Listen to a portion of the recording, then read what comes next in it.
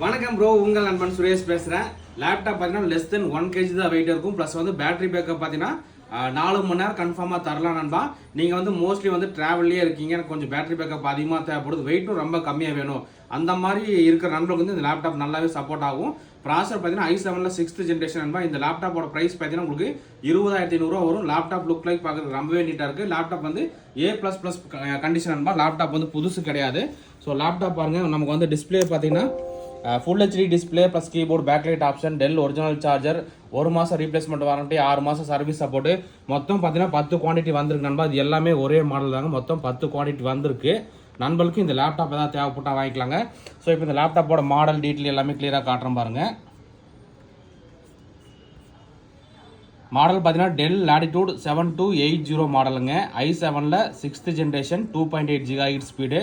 Display பார்த்தீங்கன்னா வந்து full HD display சொல்லியிருந்தேன்.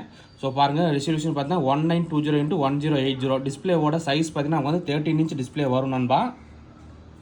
பர்ஃபார்மன்ஸ் காட்டுறேன் பாருங்கள். i7ல 6th ஜென்ரேஷன். ரேம் பார்த்தீங்கன்னா 8 GB ரேம் இருக்குது. இதில் வந்து மொத்தம் 32 GB ரேம் சப்போர்ட் ஆகும்.